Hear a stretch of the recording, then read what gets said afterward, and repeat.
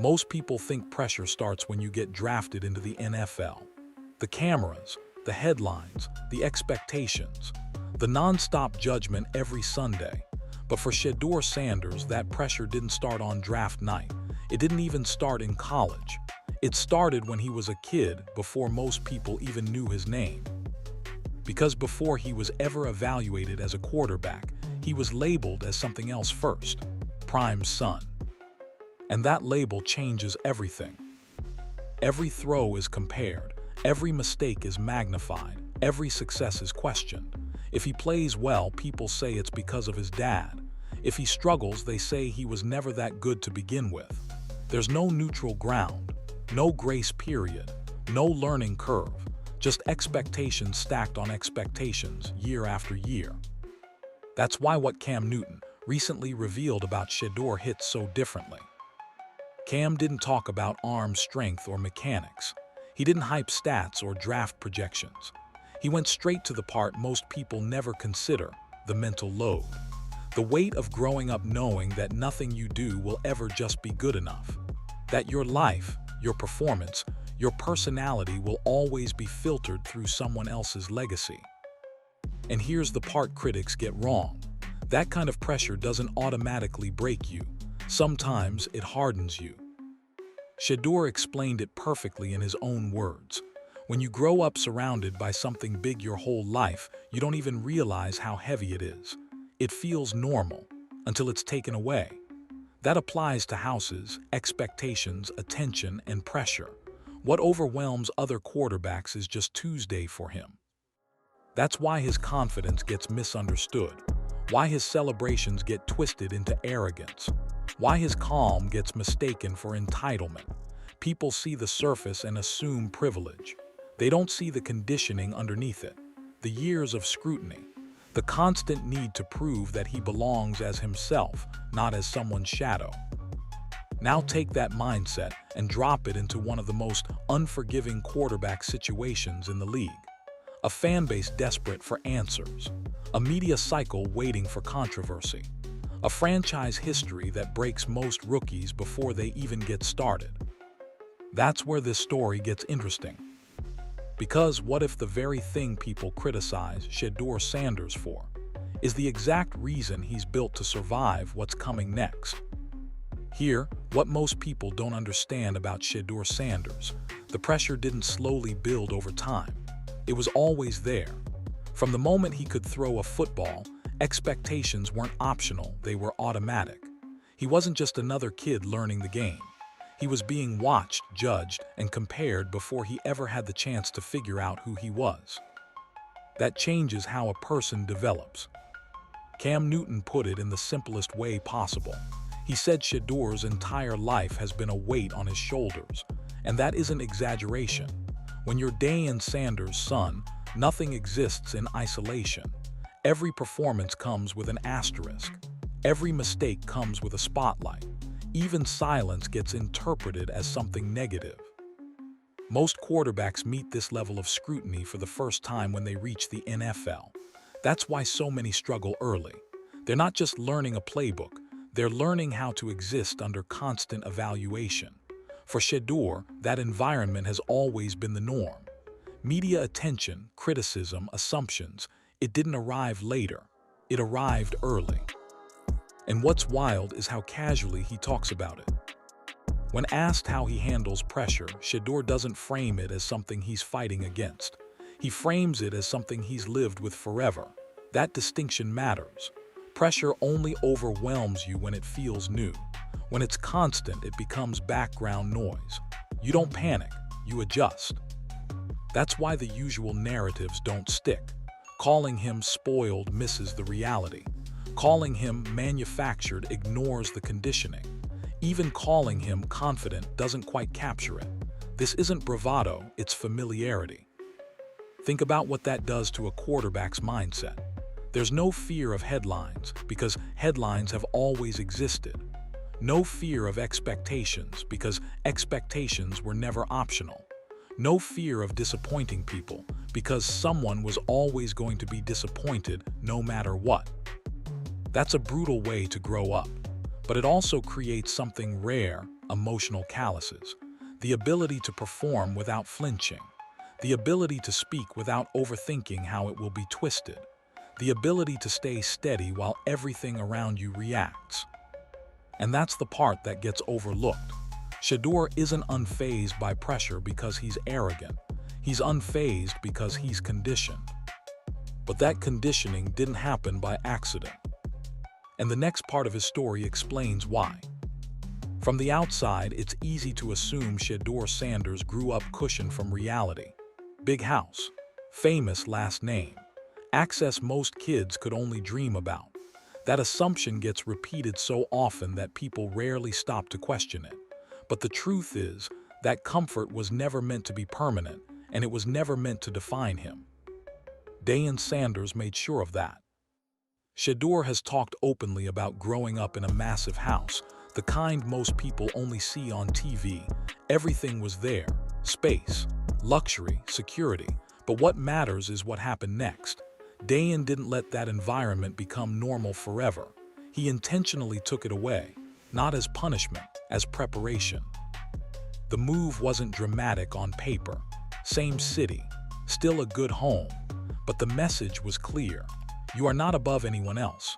You don't get to float through life insulated by who your father is. You're going to understand what it means to live without excess, to be around regular people, to experience life without a spotlight protecting you. That choice shaped everything.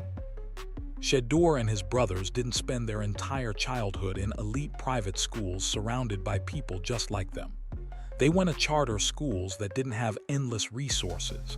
They were around kids with different backgrounds, different struggles, different realities. That exposure matters more than people realize. It grounds you. It removes the illusion that success is guaranteed. This is where the spoiled narrative completely falls apart. Someone who's been sheltered doesn't know how to adjust when comfort disappears. Someone who's been conditioned does. Shedeur learned early that nothing is permanent, not privilege, not attention, not approval. That understanding creates hunger. It creates adaptability. And most importantly, it creates humility without killing confidence. That's why his confidence feels different.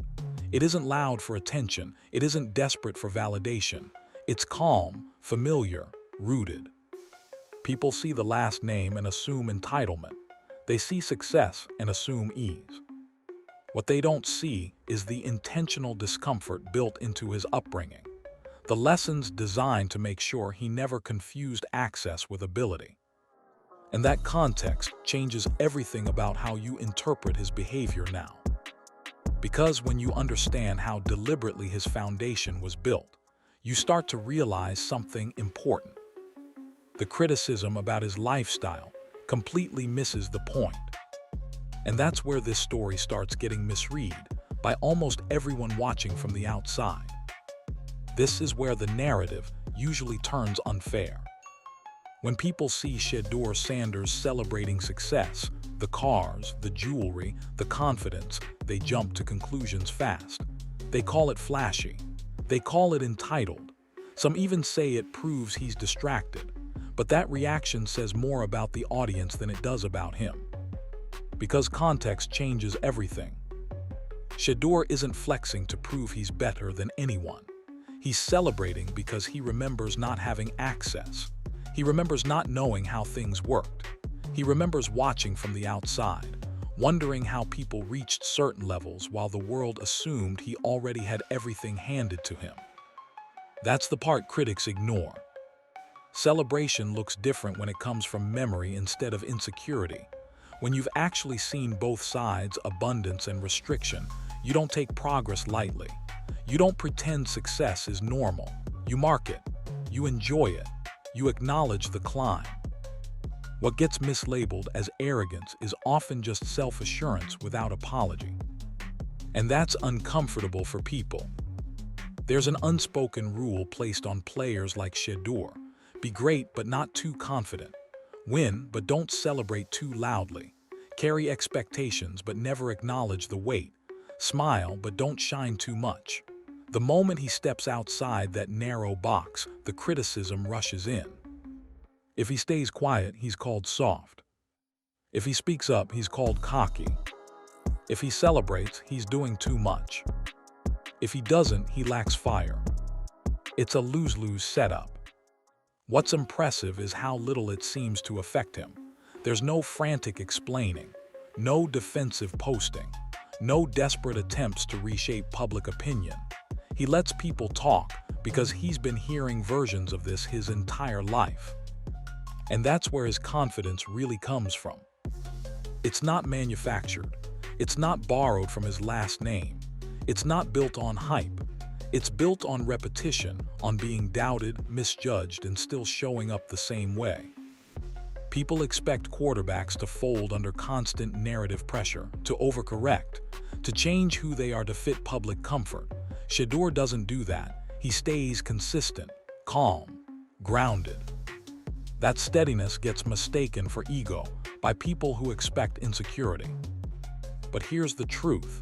Someone who's never been tested seeks validation. Someone who's been tested their entire life doesn't need it. And that's why the criticism never really stops. This is where Cam Newton said something that perfectly captured Shedeur Sanders' reality. He told him straight up, most of the time you're in a lose-lose situation. Speak and people twist it. Stay quiet and they question your leadership. Win and it's because of your dad. Lose and it's proof you were never that good. There's no winning that game. That kind of environment breaks most young quarterbacks. It creates hesitation, overthinking, a constant need to manage perception instead of performance. That's why so many players start playing not to mess up instead of playing to win. They become cautious, guarded, smaller versions of themselves. Shedeur never did. Instead of fighting the narrative, he learned to live above it. He doesn't chase approval because approval was never guaranteed. He doesn't argue with critics because he understands something most people don't. Attention doesn't mean respect, and silence doesn't mean weakness. That's a mental edge you can't coach. When Cam explained this dynamic, it wasn't sympathy. It was recognition. He saw himself in it. Cam lived under extreme scrutiny too, but Shedeur's version started earlier and lasted longer. There was never a honeymoon phase. No grace period where people waited patiently for growth. From day one, the expectations were NFL level. That changes how you move. It forces you to develop emotional discipline early, to separate who you are from what people say, to understand that reactions are temporary, but habits last. That's why Shedeur doesn't flinch when narratives swing wildly week to week. He's seen it before, just under different lighting. And here's the part people miss. Being in a lose-lose situation doesn't automatically make you bitter. It can also make you sharp, focused, efficient. When you know nothing you do will satisfy everyone, you stop trying to please anyone except the people in the building. That mindset shows up on the field. It shows up in how he commands huddles, how he responds after hits, how he keeps the same energy whether things are going well or falling apart. There's no emotional whiplash, no panic. Most rookies are still learning how to deal with noise. Shedeur learned how to ignore it years ago. And once you understand that, you start to see why his mental game separates him from the rest of his class. Because pressure didn't create this version of him. It revealed it. What separates Shedeur Sanders from most quarterbacks entering the league isn't talent. Talent gets you drafted. Talent gets you chances. What separates him is something far less visible: normalization. Pressure only overwhelms you when it feels unfamiliar, when it feels like something new crashing into your life all at once. That's why so many rookies struggle early. The spotlight hits harder than the playbook. The criticism feels louder than the crowd noise. And suddenly, every mistake feels permanent. That's never been Shedeur's reality. For him, expectations didn't arrive with college fame or draft hype. They've been present every single year of his life. When something is consistent for that long, it stops feeling like pressure and starts feeling like environment. You don't brace for it, you move within it. That's a massive difference. While other quarterbacks are learning how to tune out noise for the first time, Shedeur already knows which voices matter and which ones don't. While others are figuring out how to respond after bad games, he's already experienced what it's like to be doubted regardless of performance. That repetition builds something rare, emotional efficiency. He doesn't waste energy reacting. This is why comparisons miss the point. You can line up arm strength, mobility, accuracy, and decision-making all day. But you can't quantify what happens when a quarterback doesn't panic under narrative pressure. You can't chart how someone performs when nothing feels bigger than what they've already lived through. And that shows up in moments that don't make highlight reels. It shows up in how he stands in the pocket knowing criticism is waiting either way. It shows up in how he leads without forcing a personality. It shows up in how he takes hits, physically and mentally, without changing who he is to appease anyone watching. Most players build confidence from success. Shedeur built his from endurance. That matters more than people realize, especially at the next level. Because the NFL isn't just about schemes and matchups. It's about how fast you recover, how quickly you reset, how little yesterday affects today. Shedeur been resetting his whole life. And when you understand that, the idea that he'd be overwhelmed by professional pressure starts to sound backwards. If anything, this is the first time the pressure actually matches the preparation. Which is exactly why the situation he's walking into, one that scares most rookies, might not scare him at all. And that's where this story takes a sharp turn. On paper, this is the kind of situation that ruins young quarterbacks. A franchise desperate for answers, a fan base tired of waiting, a media cycle already searching for controversy before the season even starts. Most rookies walk into the league needing protection, time to grow, space to fail, patience from the outside. This environment offers none of that. And that's exactly why so many people are skeptical. There's been plenty of chatter suggesting this is a setup no first-year quarterback can survive. Reports claim the expectations are unrealistic. Rumors suggest the pressure alone is enough to derail development before it ever takes root. And historically, situations like this haven't been kind to young passers. That part is fair. But here's what those conversations miss.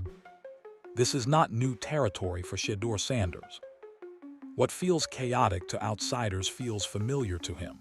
Constant debate about who should start. Endless talk shows dissecting every word. A narrative forming before a single snap is taken. That's been his normal for years. The names and logos change, but the environment doesn't. Most rookies struggle because they're hit with everything at once: football complexity, media scrutiny, leadership expectations, and personal doubt all colliding. Shedeur didn't arrive here untested. He arrived conditioned. Think about what he's already navigated. Entire seasons where the conversation wasn't about wins and losses, but legitimacy. Constant speculation about whether he belonged. Endless framing that minimized success and magnified flaws. That's not hypothetical pressure. That's lived experience. And here's the key difference. While other quarterbacks feel like they're stepping into the storm for the first time, Shedeur knows how to stand still inside it. He doesn't rush to quiet noise. He doesn't play scared. He doesn't overcorrect to win approval. He stays the same. That steadiness is what gives him a chance where others crumble. This doesn't mean success is guaranteed. That's not how this works. Talent still has to translate. Football still has to be played. But mental collapse, the thing that ends careers before they begin, is far less likely when someone has already survived years of being misunderstood, doubted, and dissected. Many believe this situation would suffocate a typical rookie. That's the popular narrative. But there's another possibility people aren't ready to consider yet. What if this environment doesn't expose Shedeur Sanders? What if it finally looks familiar enough for him to thrive?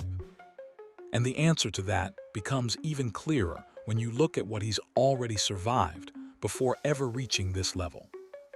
Long before the spotlight felt overwhelming to everyone else, Shedeur Sanders was already operating inside it. Not in theory, in reality. His path didn't follow the clean, protected route most top quarterback prospects take. It was louder, rougher, and constantly questioned. When he went to Jackson State, the criticism started immediately. Playing at an HBCU gave people an easy narrative. Some said the competition wasn't real. Others claimed his success was manufactured by his father's presence. Every win came with a disclaimer. Every stat came with an excuse attached. And every mistake was treated like proof that he didn't belong in bigger conversations. Instead of running from that, Shedeur leaned into it. He didn't complain about the coverage. He didn't blame the system. He didn't demand validation. He showed up, led his team, and won while people waited for him to fail. That kind of environment forces growth fast. There's no hiding, no soft landing, just performance. Then the pressure multiplied. Colorado wasn't just another stop. It became a national experiment. Every game felt like a referendum. Analysts debated his legitimacy weekly. Clips went viral for the wrong reasons. He took hits behind a struggling offensive line, absorbed criticism for things outside his control, and still kept producing. That's not just physical toughness, that's psychological stamina. Most young quarterbacks change under that weight. They get quieter or louder, they press, they force. Shedeur didn't. He stayed consistent. Same demeanor, same approach, same refusal to make excuses. That consistency matters more than highlight throws ever will. What stands out isn't that he handled adversity. It's how early he learned to expect it. While others were still being celebrated for potential, Shedeur was already being tested for resilience. While other prospects were shielded, he was exposed publicly and forced to adapt in real time. That experience can't be simulated in a quarterback room or recreated through film study. It either sharpens you or it cracks you. And it didn't crack him. That's why the idea that professional pressure will suddenly overwhelm him doesn't really hold up. He's already been doubted on bigger stages, under harsher narratives, with fewer protections. He's already been measured against standards that had nothing to do with football. Which leads to an important realization. The league didn't throw Shedeur Sanders into the fire. He's been walking through it for years and learning how to stay standing the entire time. And how he handles moments off the field only reinforces that point even more. One of the most overlooked parts of Shedeur Sanders' development has nothing to do with throws or footwork.